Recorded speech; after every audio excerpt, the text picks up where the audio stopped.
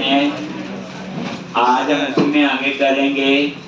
अभी तो सिर्फ बेसिक बता रहा हूँ कि क्या है एमबीसी। तो मॉडल व्यू कंट्रोलर, एक यही एप्लीकेशन है। अभी सिर्फ कंसेप्ट समझना है, हर एक चीज हम डिटेल में करेंगे एक दो दिन में, और आपको काफी कुछ पता होगा। क्योंकि इसमें ऐसा नहीं है कि एक जगह बटन पे क्लिक किया, कोड लिख दिया, हो गया।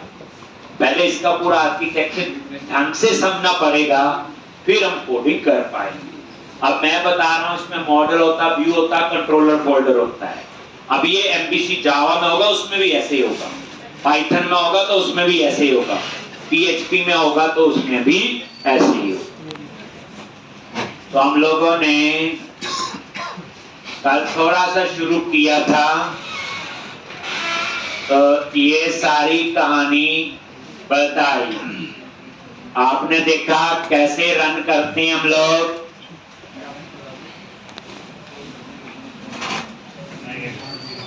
अब ये देखो, ये आपका आ गया था, लेकिन जो मैंने कंट्रोलर बनाया, हमने उसको कॉल करना है।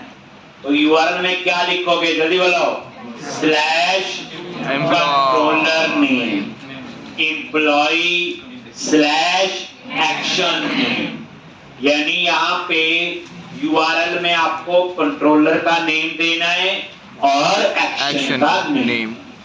ठीक, आप यहाँ सीधा पेज को एक्सेस नहीं कर सकते। ठीक, तो अब यहाँ पे, और जब मैंने ये पेज बनाया था, थोड़ी बूटस्ट्रैप और थोड़ी एचटीएमएल लिखने की कोशिश की। अब यहां तक, अब सबसे पहले अब हम थोड़ा सा समझेंगे कहानी। बस ये समझ जाओ, जब भी एक्सेस करना है तो पहले कंट्रोलर का नेम और फिर एक्शन का नेम, ये आपने याद रखना।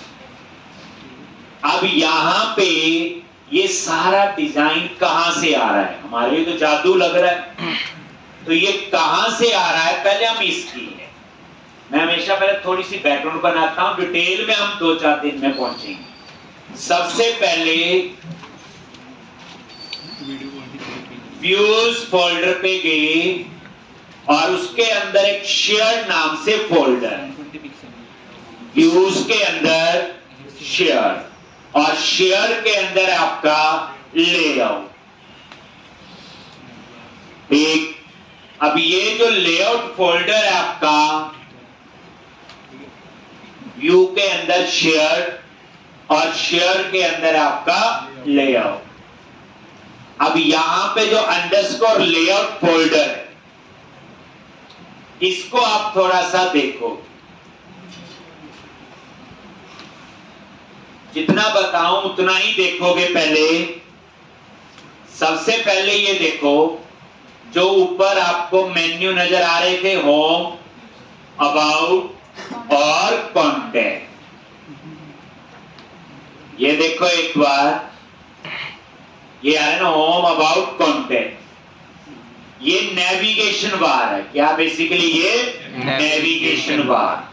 और ये देखो, लेआउट में गए और ये नेविगेशन बार ही बनी है, नैव बार। ये बूटस्ट्रैप है। ये कहां से बनी, कैसे, वो आगे की बात है। अब इस नेविगेशन बार के अंदर ये 3 मेन्यू ऑप्शंस है, होम, अबाउट, कॉन्टैक्ट। अब मैं चाहता हूं उसके बाद एक और ऑप्शन आ जाए यहां पे, एम्प्लॉय, और उस पे क्लिक करें तो जो मैंने कंट्रोलर और एक्शन बनाया वहां जाना चाहिए। तो मैं क्या कर रहा हूं, ये देखो, ये क्या बना हुआ, अनसॉर्टेड लिस्ट। यूएल का मतलब होता है अनसॉर्टेड लिस्ट, और ये एलआई टैग होता है, दैट इज लिस्ट। ठीक, अब यहां पे आपने एलआई टैग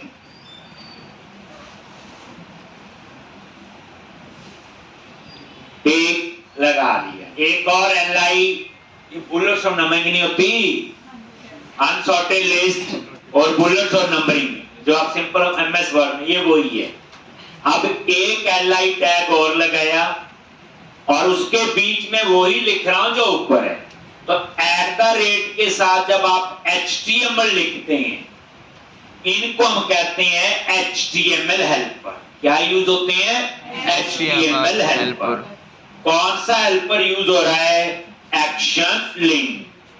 जब किसी क्लिक करने पे किसी पेज पे जाना हो, जैसे ASP.NET में लिखते थे response.redirect, और पहला जो पैरामीटर है यहां पे हमने लिख दिया एम्प्लॉइज लिस्ट। ये टेक्स्ट है जो हमें स्क्रीन पे नजर आएगा। दूसरा पैरामीटर है एक्शन का नेम, और एक्शन का नेम क्या है? इंडेक्स। तीसरा पैरामीटर है कंट्रोलर का नेम, एम्प्लॉय। ये बच्चे नीचे लिखा होता कंट्रोलर नेम, एक्शन नेम, कोई रट्टे वाली बात नहीं। तो पहले एक्शन लिखना, पहले कंट्रोलर, ठीक। और ये आपका आ गया कंट्रोलर नेम। और आपको एक पुरानी आदत है, जो नई चीज लिखे F12 जरूर करो। अब देखो एक्शन लिंक पे इसी पे क्लिक किया और F12, आप नजर मारो, ये देखो ये एक्शन लिंक कितनी बार ओवरलोड हुआ है। ठीक, हमारा ये वाला यूज हुआ जो सेलेक्ट है, और यहां पे जाए लिंक टेक्स्ट जो हमें स्क्रीन पे नजर आ रहा था, जो मैंने एम्प्लॉइज लिस्ट लिखा, और उसके बाद ये देखो लिंक टेक्स्ट, एक्शन नेम और कंट्रोलर नेम। तो ये वाला एक्शन लिंक कॉल हुआ है। अब ये जो एक्शन लिंक है ये क्या है? एक HTML हेल्पर है। अब मैंने क्या बोला? एम्प्लॉय के इंडेक्स पे जाना है, तो मैंने उसको यही बोला एम्प्लॉय कंट्रोलर है और एक्शन इंडेक्स है। तो ये कहानी आपकी यहां तक पहुंच गई। ये देखो आ गया। अब इसको सेव किया, रन है प्रोजेक्ट। तो ये देखो, कभी भी बच्चे HTML में चेंज करते हो, प्रोजेक्ट रनिंग रखा करो, ब्राउजर में चेंज आपको साथ साथ मिल जाएगा। जब C# में चेंज करते हो तो फिर दोबारा रन करना पड़ता है। ये देखो अब मैं रिफ्रेश करूंगा, हमें ऊपर क्या मिलेगा? Employees list. और ये देखो एक और मेन्यू आ गया और उसमें वो कॉल। समझा की बात? ठीक। अब ये कहानी कहां पे थी? लेआउट में। तो कोई पूछे ये जो अंडरस्कोर लेआउट है व्यूज के अंदर शेयर में, this is your master page. Master page क्या होता है? कॉमन टेम्पलेट है जो सारे पेजेस पे अप्लाई होगा। कॉमन डिजाइन है जो सारे पेजेस पे अप्लाई होगा। अब देखो एम्प्लॉय लिस्ट पे ये आ गया, कॉन्टैक्ट पे क्लिक किया ये इन्होंने बनाया हुआ, लेकिन अबाउट पे क्लिक किया आ रहा है, होम पे क्लिक किया आ रहा है। लेकिन नोटिस करो ये इंफॉर्मेशन चेंज नहीं हो रही, सिर्फ चेंज क्या हो रहा है? इतना पार्ट, ये भी नहीं चेंज हो रहा है। देख लो कॉन्टैक्ट, ये देखो सिर्फ इतनी चीज चेंज हुई, बाकी सेम रही। अबाउट, ये देखो इतनी चीज चेंज हुई, बाकी सेम रही। ठीक, तो इसलिए इसका मतलब क्या हुआ कि ये सारा कहां से आ रहा है? लेआउट से। लेआउट क्या है? एक कॉमन टेम्पलेट है।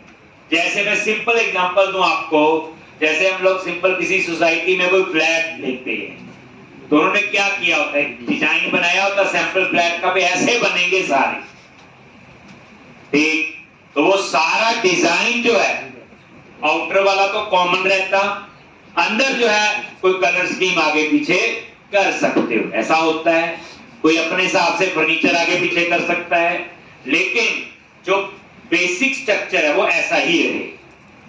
ये बिल्कुल वैसा ही है कि मेरे प्रोजेक्ट का डिजाइन यहीं से कंट्रोल हो, आगे बढ़। ठीक, तो ये आ गया। उसके बाद बच्चे ये देखो ये रेंडर बॉडी, ये इंपॉर्टेंट है। जो आपका डेटा जो है ये आ रहा है रेंडर बॉडी में, जो ये डाटा चेंज होके आ रहा है ये कहां आ रहा है आपका रेंडर बॉडी में। ना ये डाटा चेंज हो रहा है ऊपर का और ना ही ये डेटा चेंज हो रहा है। ये इंपॉर्टेंट है, ये चीज है।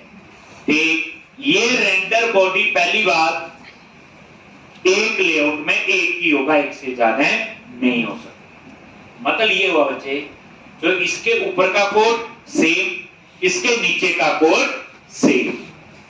जो मेरा व्यू होगा, चाहे वो इंडेक्स है चाहे कोई और है, वो कहां लोड होता है, रेंडर बॉडी।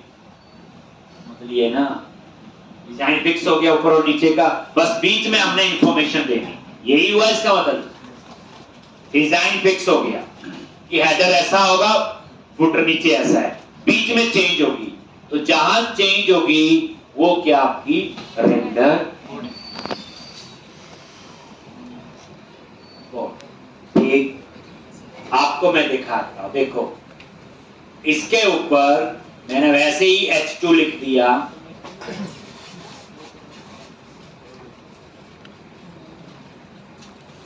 और यहां लिखा कंटेंट स्टार। और थोड़ी याद पड़ चुकी है कल से बूटस्ट्रैप की, टैक्स हाइफन डेंजर। नीचे आ जाओ, और यही मैंने नीचे लाइन लिख दी कंटेंट एंड।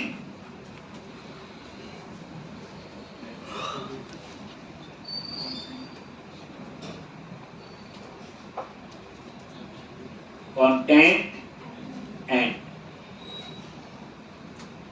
ये इसका मतलब क्या हुआ, कंटेंट यहां स्टार्ट होगा और यहां एंड, इसके बीच में ऊपर का कोड सेम होगा और नीचे का सेम रहेगा।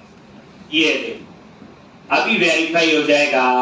ये देखो रिफ्रेश किया, स्टार्ट कंटेंट एंड कंटेंट, ठीक। बाकी से देखो इस पे गए स्टार्ट कंटेंट और and content, about content start and content and, home ये देखो कंटेंट स्टार्ट और एंड, ये देखो।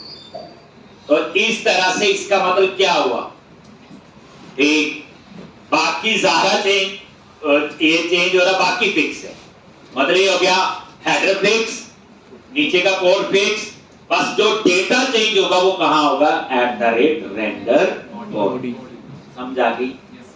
तो इस वजह से, इस लेआउट की वजह से वो डिजाइन आ रहा है, और इस लेआउट की वजह से जो मेरा व्यू है वो कहां आ रहा है, @रेंडर बॉडी। तो ये चीज आपने समझनी, कहां आ रहा है। अब देखो जो चीज आ गई ना बच्चे, वो रोज यूज करनी है। जैसे बूटस्ट्रैप थोड़ी शुरू होगी, देखो आज एक दोबारा याद हो गया, ये अब रोज ही लिखेंगे HTML बूटस्ट्रैप, उसको स्पेशल पढ़ने की जरूरत नहीं, मुझे याद नहीं हो रहा। ये तो क्लासेस हैं, रोज करेंगे, रोज यूज करेंगे तो याद हो जाएगी। तो इस तरह से ये रेंडर बॉडी याद रखना, एक लेआउट में एक होगा, दो कभी नहीं हो सकते। बाकी ऊपर का कोड अलग और नीचे का कोड फ्रेज। जैसे कोई वेबसाइट देखते हो, हेडर कॉमन होता है, फुटर कॉमन, बस बीच की इंफॉर्मेशन कभी एम्प्लॉय की, कभी स्टूडेंट की, कभी डिपार्टमेंट, ये वही चीज है आपकी रेंडर। तो आपको ये पता चल गया अभी तक कि ये डाटा कहां से आ रहा है और ये पेज कहां से आ रहा है। एक ये पता चल, एक टॉपिक है बच्चे लेआउट, जब वो पढ़ेंगे तो और डिटेल में इसको बताएं। अब दूसरी बात, ये जो हमारा यूआरएल आ रहा है ऊपर, कंट्रोलर का नेम और एक्शन का नेम, ये तो मैंने बताया कंट्रोलर का नाम लिखते हैं, एक्शन का नेम, लेकिन ये कहां से आ रहा है, कहीं ना कहीं तो डिफाइन होगी चीज। अब ये देखो सर ने बोला और कंट्रोलर का नाम लिखो और एक्शन का नाम लिखो, ठीक। तो अब उसके बाद तो ये लेआउट को थोड़ा सा मैंने अभी शुरू किया, ज्यादा है। नेक्स्ट उसके बाद यहां पे ऐप स्टार्ट फोल्डर में जाओ, वहां एक फाइल है route.config.cs। अब इस फाइल को थोड़ा नजर मारो। राउट कॉन्फ़िग, राउटिंग क्या होती है? जो हमें एड्रेस बार में यूआरएल होता है, दैट इज राउटिंग, पहली बात है। तो ये route.config.cs, इसके अंदर सारी राउटिंग की कहानी आए। तो route.config.cs जो मैं बता रहा था ना, ये कंट्रोलर रिक्वेस्ट हैंडलर है, तो इसलिए हम यूआरएल में कंट्रोलर का नाम लिखते हैं। फिर इस सेक्शन पे जाना है, हम उस सेक्शन का नाम देखते हैं। अब वो तो मैंने बताया ना, ये चीज कहीं ना कहीं तो लिखी होगी। याद रखना, जो भी चीज पढ़ी जाती है, कहीं से पढ़ते हैं, कहीं ना कहीं तो डिफाइन होती है। उस जगह पे हमें पता होना चाहिए। राउट कॉन्फ़िग, अब ये देखो आगे, ये राउटिंग बच्चे एक टॉपिक है जिसके मैं 1.5-2 लेक्चर अलग से लूंगा। ये थोड़ा सा बेस आज बनाऊंगा कि इसका क्या रोल है। ये देखो यहां पे, ये देखो routes.map route, ये जो नेम है राउट का, ये कुछ भी हो सकता है। मैं अपना नाम भी रख सकता हूं। कल को मल्टीपल राउट बनाए तो डुप्लीकेट नहीं होना चाहिए, भाई इतनी बात है। नेम है, कुछ भी हो सकता है, वैसे वेरिएबल नेम होता है। URL, that is your pattern. URL क्या आपका? पैटर्न। अब इस पैटर्न को समझो आप क्या है। सबसे पहले कंट्रोलर का नेम, जब बच्चे करली ब्रैकेट में लिखते हैं, ये वेरिएबल कंसीडर होंगे। क्या कंसीडर होंगे? वेरिएबल। एक तो करली ब्रैकेट में लिखा कंट्रोलर, तो पहले हमें लिखना पड़ेगा कंट्रोलर का नेम स्लैश, फिर क्या लिखा हुआ? एक्शन। फिर लिखना पड़ेगा मुझे एक्शन का नेम। करली ब्रैकेट मतलब वेरिएबल है। फिर जो एक्शन का नाम इंडेक्स दूंगा, इंडेक्स या कोई और दूंगा तो उस पे जाएगा। स्लैश ये आईडी, कोई आईडी होगा जैसे फाइंड फूड करते हैं तो ये बच्चे पैटर्न बन गया। पैटर्न क्या है? पहले कंट्रोलर का नाम स्लैश एक्शन का नेम और स्लैश आईडी। अगर आपको ये पैटर्न अच्छा ना लगे, आप अपना बना लो। अब आप पता क्या लिखना पड़ेगा? क्या लिखना पड़ेगा यूआरएल में? बोलो CS स्लैश कंट्रोलर का नेम स्लैश एक्शन का नेम स्लैश आईडी। बट अभी नहीं पक्का लेना, बड़ा कुछ और है तो जो अभी बताने वाला। तो आप समझ गए होंगे ये पैटर्न है। जो पैटर्न कहां लिखा हुआ? राउट कॉन्फ़िग। मान लो किसी ने यूआरएल में कंट्रोलर का नाम नहीं दिया, एक्शन का नाम नहीं दिया, आईडी नहीं दिया, तो कहां जाएगा? डिफॉल्ट। क्या लिखा हुआ डिफॉल्ट में? देखो कंट्रोलर का नेम होम, ये कंट्रोलर बाय डिफॉल्ट बना हुआ है। एक्शन का नेम इंडेक्स, ठीक। और आईडी जो है वो क्या आपका? ऑप्शनल है, पास करो चाहे ना करो। तभी हम कंट्रोलर और एक्शन का नाम ही हमेशा पास करते हैं। तो अगर आपने बच्चे कंट्रोलर और एक्शन का नाम नहीं लिखा तो बाय डिफॉल्ट कहां जा रहा है? होम और उसके अंदर इंडेक्स। ठीक, जैसे देखो अभी रन कर,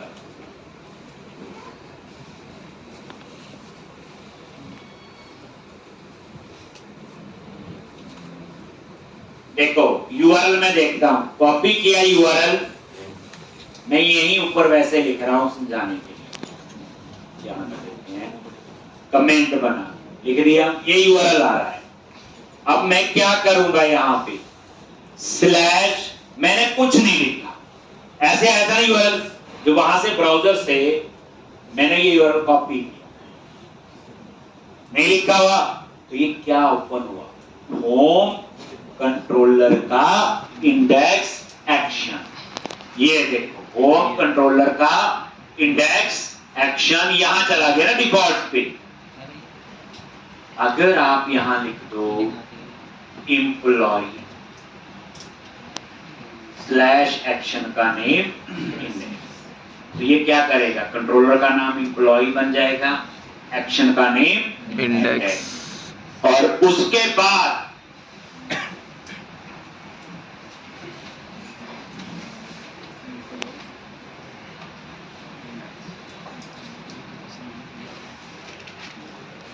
उसके बाद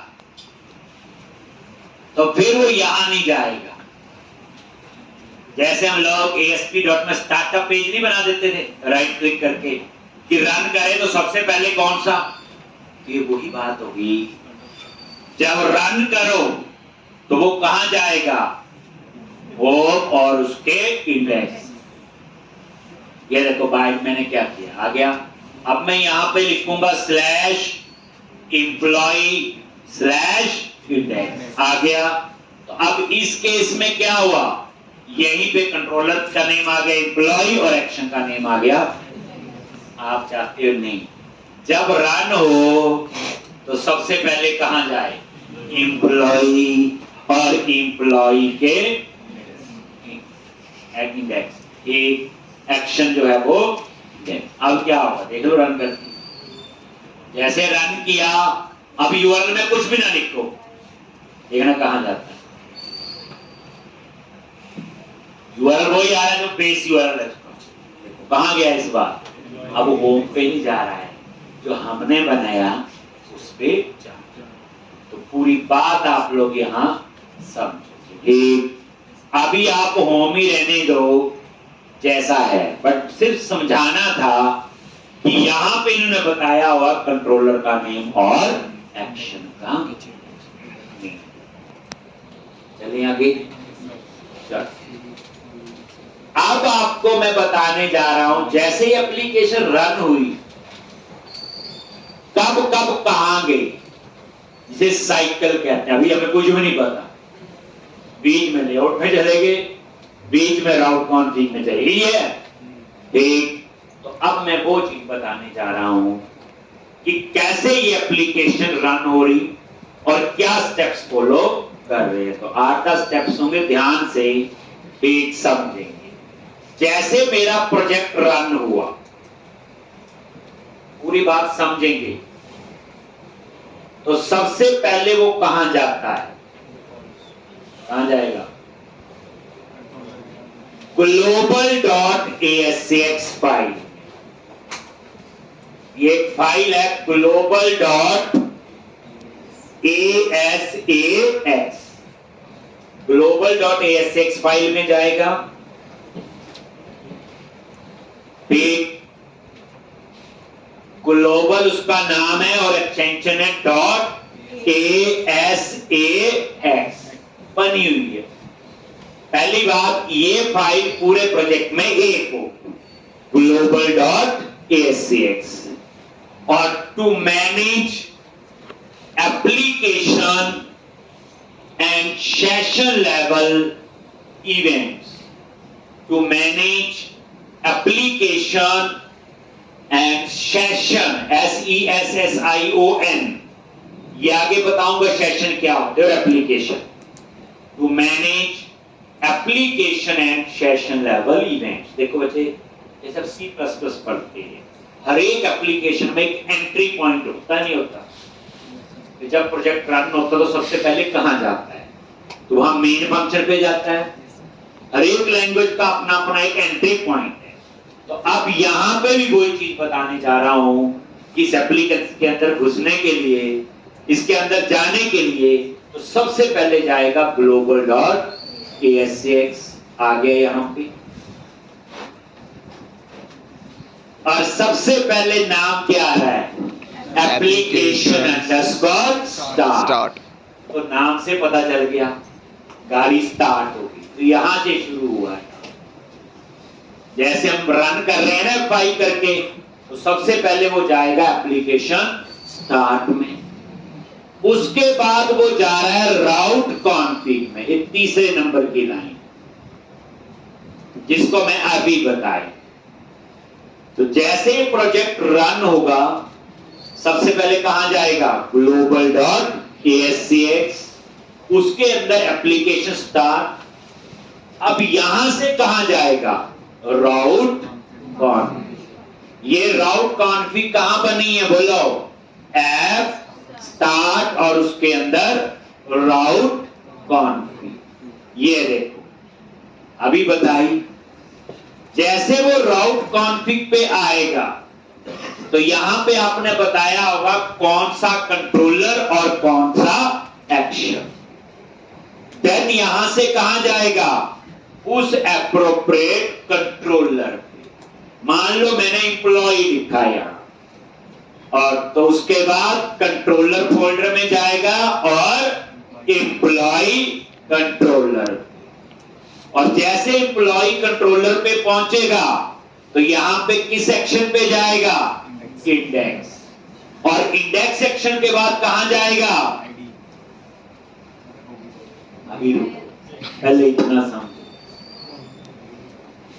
एंट्री पॉइंट समझ आगे। दोबारा से global.asx फाइल में गया, वहां पे एप्लीकेशन स्टार्ट, इसका एप्लीकेशन यहीं से शुरू होगी, ये एंट्री पॉइंट है इस एप्लीकेशन के अंदर जाने का।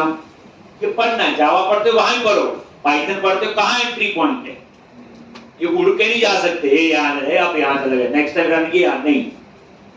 अब यहां से वो जाएगा इस राउट कॉन्फ़िग में। अब राउट कॉन्फ़िग में यहीं से F12 प्रेस कर लो, ये देखो ले गया वहीं पे राउट कॉन्फ़िग में, पब्लिक क्लास। और ये राउट कॉन्फ़िग में क्या देखता है भाई, किस कंट्रोलर पे जाना है और किस एक्शन। यहां आ गया, जो भी कंट्रोलर का नाम दिया होगा, जो भी एक्शन, तो हमने लिखा जी एम्प्लॉय कंट्रोलर का नेम और एक्शन लिखा इंडेक्स। तो उसमें आप लोग क्या करोगे, अब कंट्रोलर पे जाएगा एम्प्लॉय, चलो तो कंट्रोलर पे गया और एम्प्लॉय आ गया, एम्प्लॉय कंट्रोलर पे। उसके बाद हमने बोला इंडेक्स एक्शन आ गया यहां। अब इस इंडेक्स एक्शन के बाद कहां जाए, बताओ, व्यू पे जाना चाहिए, एक्शन के बाद कहां जाता है, बोलो, यही लिखा हुआ व्यू। लेकिन उस व्यू को कैसे पता चलेगा कौन सा डिजाइन लोड होगा, जो मैंने लेआउट फाइल बताई और में रुक के थोड़ी जाएगा। मान लो एक प्रोजेक्ट में मल्टीपल मॉड्यूल है, मल्टीपल लेआउट है, अलग अलग डिजाइन है, तो फिर इसके बाद व्यू पे नहीं जाएगा। इसके बाद वो जाएगा व्यूज फोल्डर के अंदर एक फाइल है जिसका नाम है view star underscore view star, और उसमें क्या लिखा हुआ, CSHT लेआउट वाली फाइल का पाथ। यहां से उस मास्टर पेज पे जाएगा, यहां से उसे पता चलेगा। बच्चे एक लेआउट एक अलग टॉपिक है जिसमें 1-2 दिन मैंने लगा, ये तो मैं थोड़ा सा बेस बना रहा हूं कि कैसे है। इसका फायदा तो थोड़ा पड़ा होगा, जब पढ़ेंगे तो हमें ऐसे ही लगेगा कि कुछ नहीं आता। आ गया व्यूज के अंदर शेयर, और शेयर के अंदर है अंडरस्कोर लेआउट, जिसको मैं अभी थोड़ी देर पहले समझा रहा था, रेंडर बॉडी लिखा हुआ, यहां जाए। और इसके बाद कहां जाएगा, बोलो,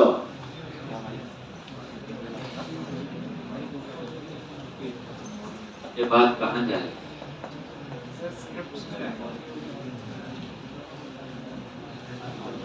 तो व्यू स्टार्ट पे गया, तो अंडरस्टूड है व्यू स्टार्ट क्या है, ये देख लो व्यूज फोल्डर के अंदर एक फाइल है बनी हुई है अंडरस्कोर व्यू स्टार्ट।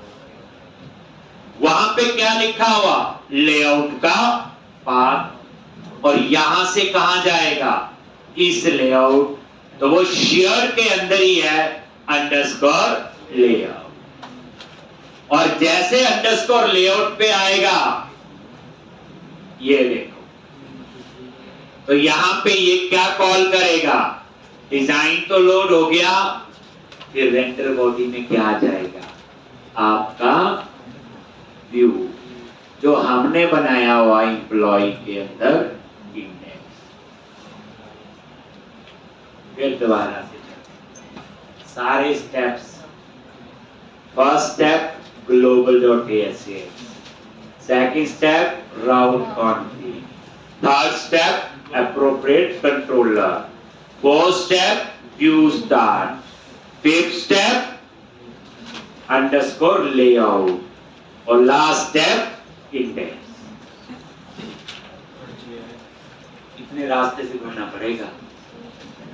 जैसे आपको यहाँ से दिल्ली जाना, पहले ही बताओ था यहाँ से दिल्ली जाना है, रास्ते के रूट भी पता होने चाहिए, पर कहीं और ही पहुंच गए, तो इसलिए पता होना जरूरी। ठीक, तो ये था आपका, दोबारा से देखो, मैंने उसी सीक्वेंस में सारी फाइल रखी है। देखो, सबसे पहले global.asax में गया, पहले ऐसे याद रखो, फिर उसके बाद राउट कॉन्फिग में गया, यस, फिर उसके बाद एम्प्लॉय कंट्रोलर में गया, यस, फिर उसके बाद व्यू स्टार्ट में गया, यस, फिर उसके बाद अंडरस्कोर लेआउट और उसके बाद इंडेक्स। ये लिख लोगे सारे स्टेप्स।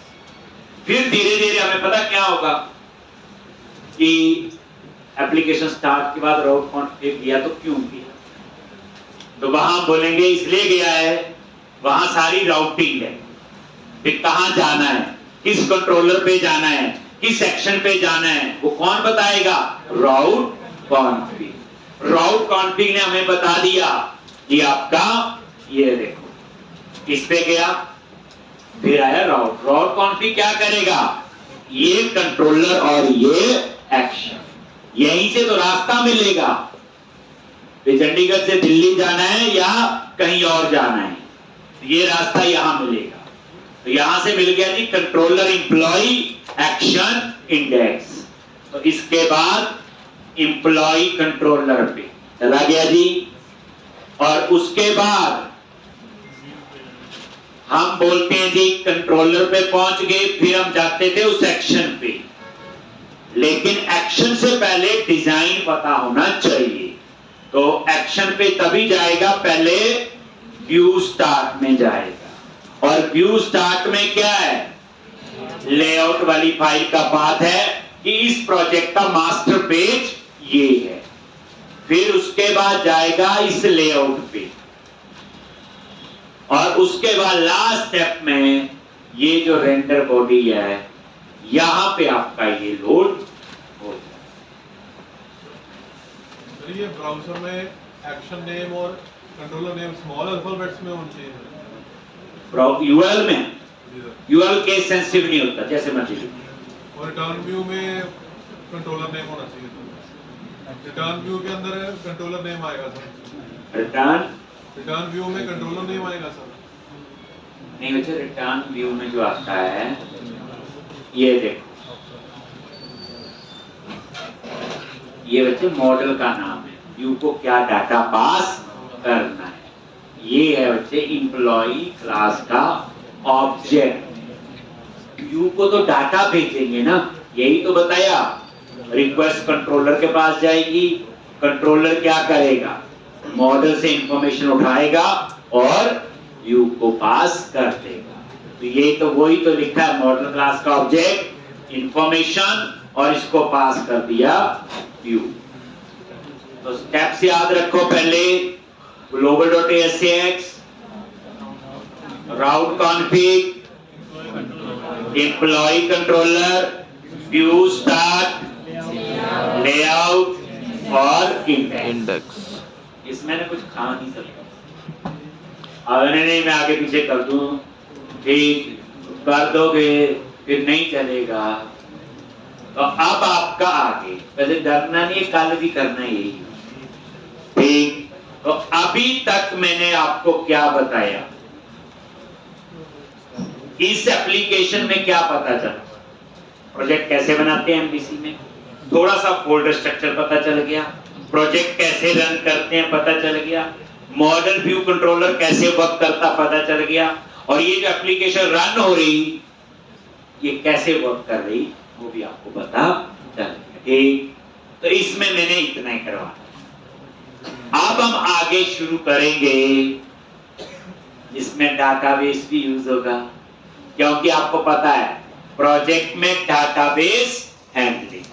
तो पहले एक बार फिर देख लो, सबसे पहले global.asx में जाएगा, फिर ऐप स्टार्ट के अंदर राउट कॉन्फ़िग में जाएगा, उसके बाद एप्रोप्रिएट कंट्रोलर पे जाएगा, फिर उसके बाद व्यूज के अंदर शेयर्ड में लेआउट व्यू स्टार्ट पे जाएगा, और उसके बाद शेयर के अंदर लेआउट में, और लास्ट में जाएगा किस पे, इंडेक्स व्यू जो हमें नजर आए।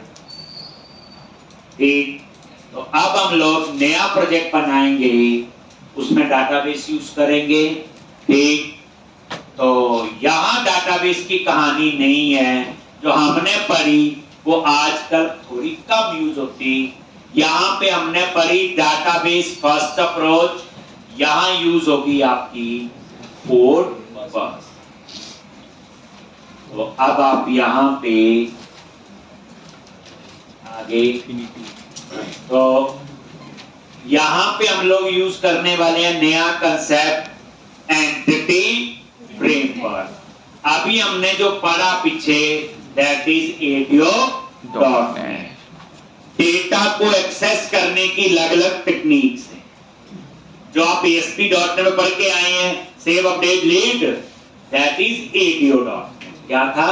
ADO.NET। अब वो यूज नहीं होता, उसकी जगह हम यूज करते हैं MVC में एंटिटी फ्रेमवर्क। क्या यूज करते हैं? Entity framework. Entity framework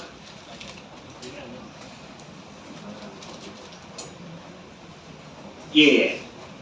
entity framework data को एक्सेस करने की एक टेक्निक, पहली बात है। जैसे ADO.NET, तो आप बोलोगे ASP.NET ADO.NET पढ़ते थे, आ गया, लेकिन MVC में जो हम यूज करेंगे दैट इज एंटिटी फ्रेमवर्क। और इस एंटिटी फ्रेमवर्क की आपकी दो अप्रोच होती है। एक अप्रोच होती डाटाबेस फर्स्ट, एक अप्रोच होती कोड फर्स्ट।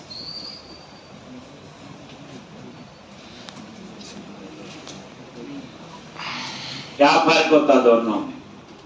इतना बता देता हूं, कोड फर्स्ट ही ज्यादा यूज होती है, और आज से हम कोड फर्स्ट ही यूज करें। डाटाबेस फर्स्ट और कोड फर्स्ट। सोचो क्या होता है एंटिटी फ्रेमवर्क में, कोड फर्स्ट और डाटाबेस फर्स्ट में क्या डिफरेंस है? इतनी देर में है ना, मैं इतनी देर में तो आप गूगल में सर्च तो भी 1-2 पॉइंट मिल जाने, चैट जीपीटी यूज करते तो भी मिल जाने। चैट फर्स्ट में पहले डेटाबेस बना होता है, ऑलरेडी एग्जिस्ट कर रहा होता है। कोड फर्स्ट में कोड लिखते हैं। डेटाबेस फर्स्ट में हम पहले डेटाबेस डिजाइन करते हैं, उसके बाद फिर कोड करते हैं।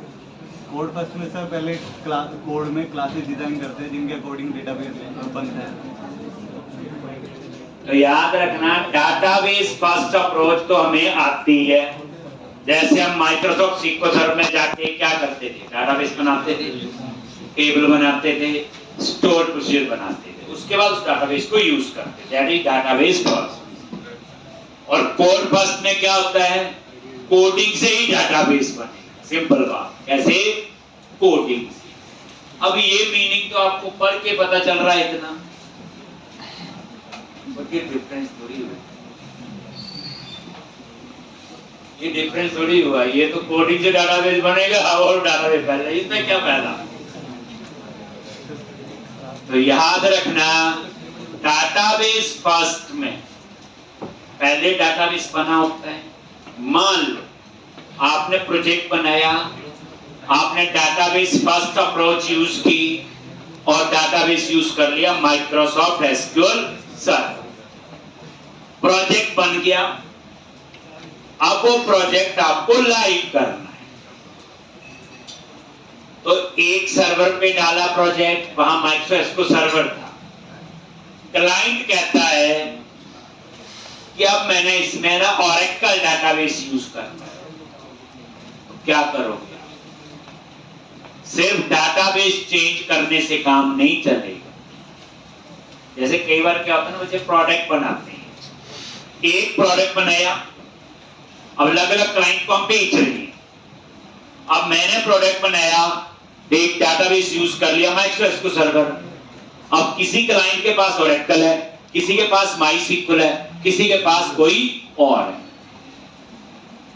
तो डाटाबेस फर्स्ट में एक जो डाटाबेस आप यूज कर रहे हो वही डाटाबेस होना चाहिए, क्योंकि उसके हिसाब से हम classes SQL connection SQL command use की होगी। अब ओरेकल करना है तो उसकी ओरेकल क्लाइंट वाली क्लासेस होंगी, कोई और है तो अलग अलग ही बनेगा सारा। लेकिन कोड फर्स्ट में क्या होता है, उसमें जो है कोडिंग से ही डाटाबेस बनता है। इसका मतलब ये हो गया कि मान लो आपने ये प्रोजेक्ट बनाया, कोड फर्स्ट अप्रोच यूज की, ठीक, तो कोडिंग से जब डाटाबेस बना रहे हो तो क्लासेस जो होती है वो कॉमन होती हैं, सिर्फ चेंज क्या होता है, कनेक्शन स्ट्रिंग। अब जिसने कनेक्शन स्ट्रिंग लिखा सीक्वल सर्वर का तो वो डाटाबेस सीक्वल सर्वर में बनेगा, जिसने लिखा ओरेकल का वो ओरेकल में बनेगा, जिसने लिखा माइस्क्यूएल का तो माइस्क्यूएल। तो फायदा क्या हुआ कि जब मैं प्रोजेक्ट बनाऊंगा कोड फर्स्ट से, क्लाइंट को प्रोजेक्ट दिया, database Microsoft SQL server use करना है, कनेक्शन स्ट्रिंग माइक्रोसॉफ्ट एसक्यूएल लिखो माइक्रोसॉफ्ट एसक्यूएल सर्वर का, वो डाटाबेस उसमें बन जाएगा। वही प्रोजेक्ट किसी और को दिया, उसने माइस्क्यूएल डाटाबेस यूज करना है, तो क्या करेगा, कनेक्शन स्ट्रिंग चेंज करेगा।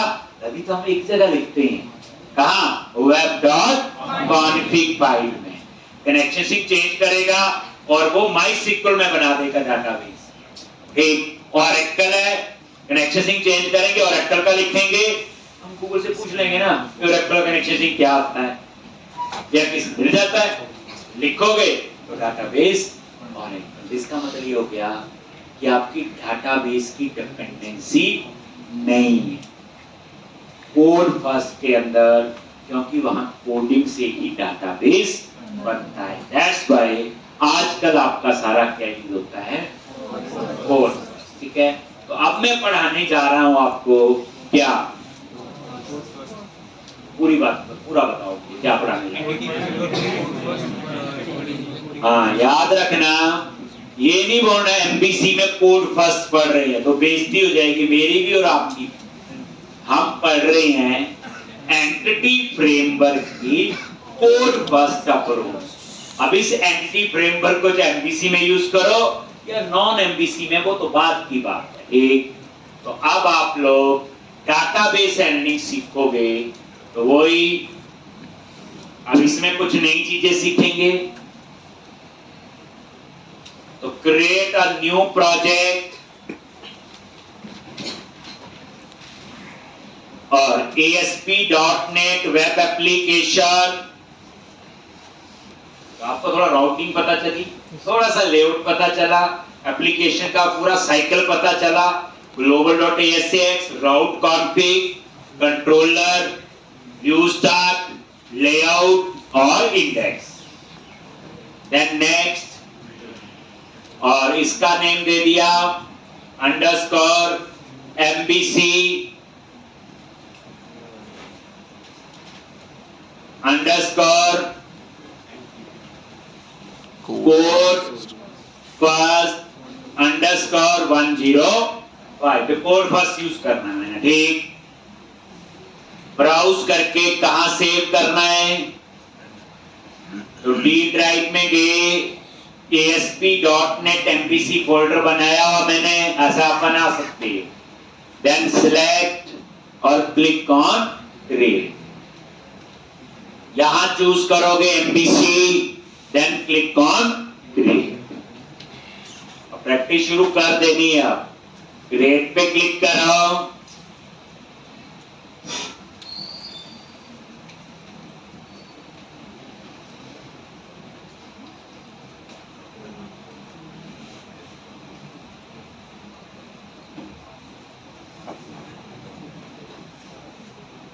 एक और ये देखो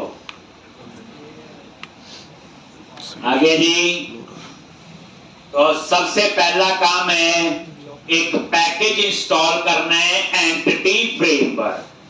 तो जिस मशीन पे आप काम करोगे उस पे इंटरनेट होना चाहिए।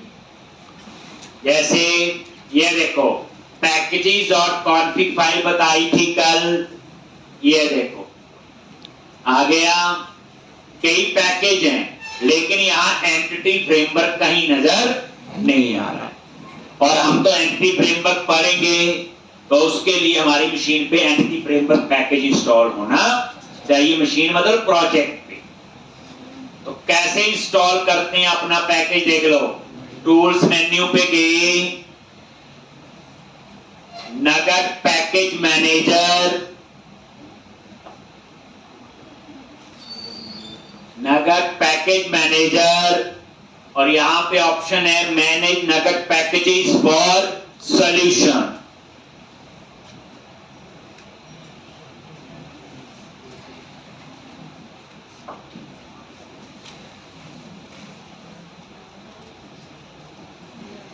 मैनेज नगद पैकेजेस फॉर सॉल्यूशन।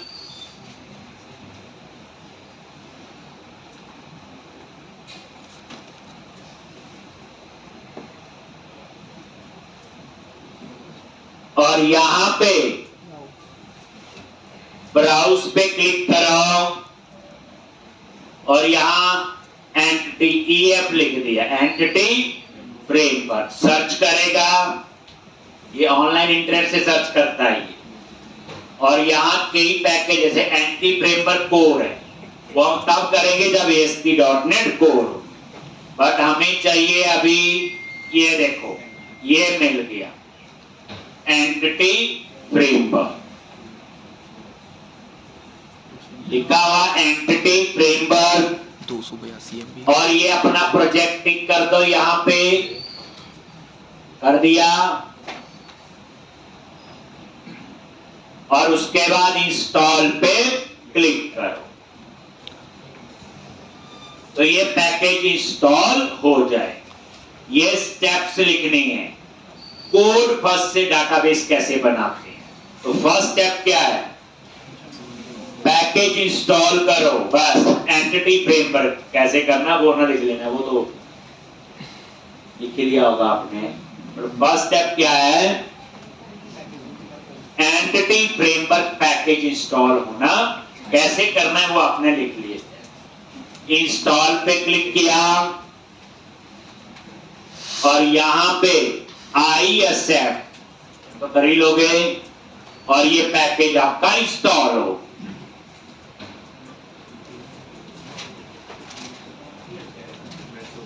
देखना है वही पैकेजेस डॉट कॉन्फ़िग फाइल में जाओ और ये नजर आ गया। देखो हो गया इंस्टॉल, जो पहले इंस्टॉल नहीं था। तो फर्स्ट स्टेप क्या है, एक एंटिटी फ्रेमवर्क इंस्टॉल करो। सेकंड स्टेप होगा वेब कॉन्फ़िग फाइल में कनेक्शन डाटाबेस तो बनाया नहीं, डाटाबेस तो कोड से बनना है। एक और यहां पे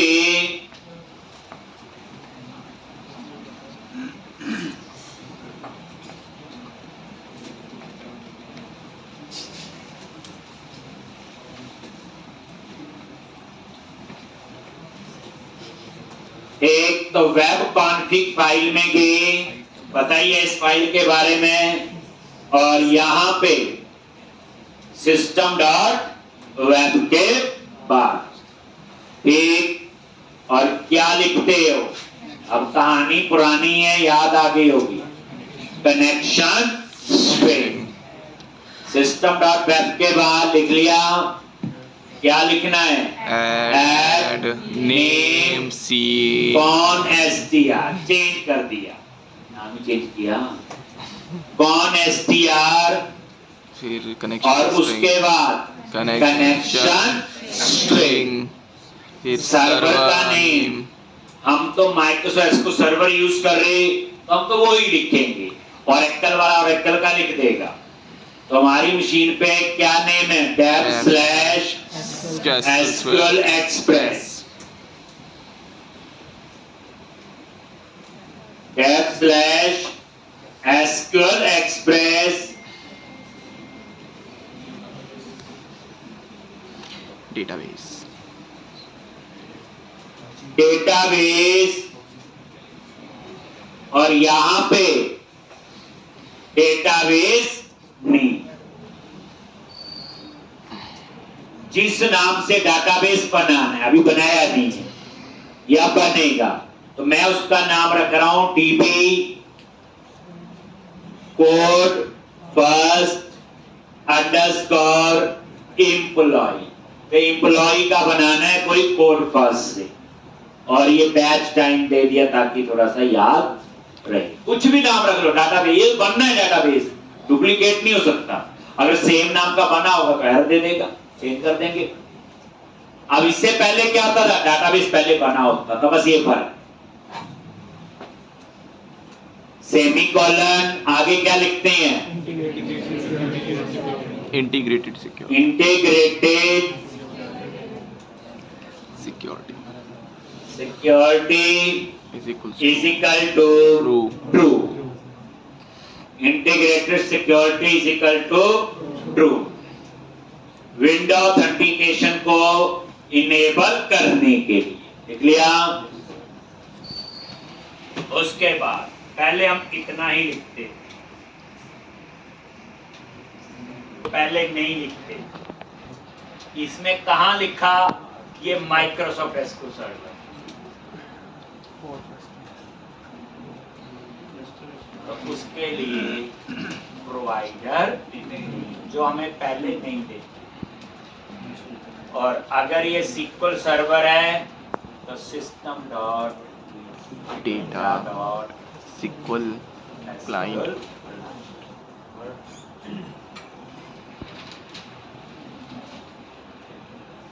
अगर ओरेकल होगा तो क्या लिखेंगे? सिस्टम डॉट डेटा डॉट और एप्पल बस वो ओरेकल का सर्वर की नहीं, यानी यहां से उसे पता चलेगा कि ये जो डाटाबेस है वो आपका कौन सा। समझ आगे बात? तो आपको स्पेसिफाई करना पड़ेगा प्रोवाइडर जो पहले हमने, तो एक चेंज। कितने स्टेप्स हो गए? 2। आज स्टेप्स याद रखने हैं आप लोगों ने। एप्लीकेशन रन होती है तो उसके कौन कौन से स्टेप्स हैं जी? global.asx, route config, controller, view start, layout and use। एक अब हर की थोड़ी थोड़ी कहानी पता है। route config क्या है पता आपको, लेआउट से क्या लोड हो रहा है, व्यू स्टार्ट में से लेआउट का पाथ है, थोड़ी चीजों को और नेक्स्ट टाइम के लिए इंप्रूव करना है। अब ये कनेक्शन सिंग लिख दिया। अब हम लोग बनाएंगे थर्ड स्टेप में मॉडल। मॉडल्स फोल्डर पे आ जाओ और यहां पे हम मॉडल बनाएंगे। मॉडल बोले तो क्लास, क्लास बोले तो टेबल। अब वही चीज हमें सोचनी पड़ेगी। तो मैं एम्प्लॉय नाम का एक मॉडल बनाऊंगा, ठीक, और उसमें वही employee number, name, address, salary जैसी चीजें हम लेंगे। तो थर्ड स्टेप है मॉडल मॉडल्स क्रिएट करो। फर्स्ट स्टेप पैकेज इंस्टॉल किया। सेकंड स्टेप वेब कॉन्फ़िग में कनेक्शंस। देखो पहली बार पढ़ रहे स्टेप्स याद रखो, 2-4 बार कर लोगे स्टेप्स आगे पीछे भी हो जाएंगे तो भी चल जाएगा। और फर्स्ट टाइम के लिए तो मॉडल पे राइट क्लिक किया, ऐड क्लास, और क्लास का नेम दे दिया एम्प्लॉय। तो ये employee.cs फाइल आपकी बन गई। अब यहां पे सबसे पहला कॉलम बनाएंगे एम्प्लॉय आईडी। यहां मैं एम्प नंबर नहीं लूं, फायदा बताता हूं और नुकसान। प्रॉप 2 बार टैब प्रेस किया, इंटीजर और आईडी। अगर मैं इस प्रॉपर्टी का नाम आईडी रखता हूं तो इस कॉलम को वो ऑटोमेटिकली प्राइमरी की बना लेगा, मुझे बनाने की जरूरत नहीं। और इस कॉलम को वो ऑटो इंक्रीमेंट सेट कर दे। ऑटो इंक्रीमेंट होता 1 2 3 करके इसमें वैल्यू अपने आप आएगी। ऑटो नंबर 1 2 3 या आइडेंटिटी कॉलम, अलग अलग डाटाबेस में अलग अलग चीज बोलते हैं। माइक्रोसॉफ्ट सिक्योसर्व में क्या बोलते हैं इसको?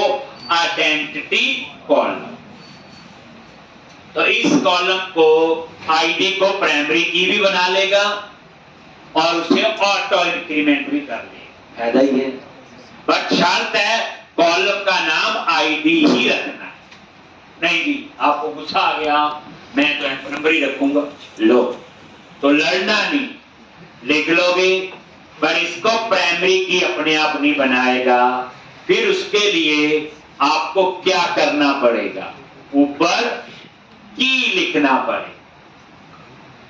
ये एरर दे रहा है तो इसका नेम स्पेस ऐड कर देना। लो ये ऊपर नेम स्पेस ऐड हो गया। System dot component model dot data annotation, ये नेम स्पेस वैलिडेशन के लिए होता है, जब पढ़ेंगे तब बताएंगे। समझ आ गया? अगर आपने किसी मर्जी के कॉलम को प्राइमरी की बनाना है, ऑटो नंबर, तो क्या करो उसके ऊपर की ऐड। तो इतना पंगा क्यों लेना जब माइक्रोसॉफ्ट ने इतनी बढ़िया चीज दी है। देखो पंगा लेना है तो और चीजें बढ़िया बनने के लिए वहां दिमाग लगाओ अपना, तो वो अच्छा है। अब पता होना चाहिए। कोई पीछे पूछे जी प्राइमरी की स्पेसिफिक कॉलम को बनाना है तो उसके ऊपर की देना पड़ेगा। आईडी है तो उसके ऊपर की लिखने की जरूरत नहीं है। तो मैंने अंडू कर दिया। आप लोग तो एक्सपर्ट हो, आप तो आईडी ही। नेक्स्ट, उसके बाद दूसरा कॉलम प्रॉप स्ट्रिंग क्या दे दिया? नहीं। तीसरा प्रॉप स्ट्रिंग, देखो बात तो वही है, नॉर्मल क्लास ही है। एड्रेस और यहाँ पे इंटीजर क्या आएगा? सैलरी। कल वाली कहानी लिखी जो कल कर रहे थे, बस फर्क कितना है इस कहानी में डाटाबेस आ। अब हम चाहते हैं कोई एम्प्लॉय नाम का टेबल बने, उस टेबल में आईडी, नेम, एड्रेस और सेल। अब ये टेबल कहां बनेगा? जो वेब कॉन्फिग में कनेक्शन सिंक दिया होगा, जो वेब कॉन्फिग में प्रोवाइडर का नाम दिया होगा। अगर वो कनेक्शन सिंक ओरेकल का तो ओरेकल में, इसको क्या पता? बताओ। ये फायदा है कोड फर्स्ट। तो ये मैंने क्या किया, एक मॉडल बना लिया एम्प्लॉय नाम। तो कितने स्टेप हो गए? 3। अब मॉडल यहाँ 5 भी बना सकते हैं, 50 भी। एम्प्लॉय का, स्टूडेंट का, डिपार्टमेंट, डेजिग्नेशन, जितनी हमारी रिक्वायरमेंट होगी। अभी खैर मैं एक ही बना। कितने स्टेप हो गए? 3। चौथा स्टेप क्या है? एक फोल्डर बनाओ डाटा। सारा काम तो वही होगा। और उस फोल्डर के अंदर कैसे ये डाटाबेस के साथ इंटरेक्ट करेगा? देखो जो मर्जी ताम जाम कर लो, जो मर्जी तरीका फॉलो करो, जो मर्जी रूल फॉलो करो, बट बेचारे डाटाबेस को तो सिंपली समझ आती। ठीक, अब वो कहानी कहां पे ऑर्गेनाइज होगी, उसके लिए फिर मेन एक डेटा फोल्डर बनाएंगे और वहां की कहानी समझेंगे। बट उसके लिए ना कल आना पड़ेगा आपको। कल हम लोग पढ़ेंगे बच्चे, साथ साथ प्रैक्टिस कर लेनी। कोड फर्स्ट अप्रोच रोज यूज होगी। अब जो चीजें पढ़ रहे हैं रोज यूज होगी।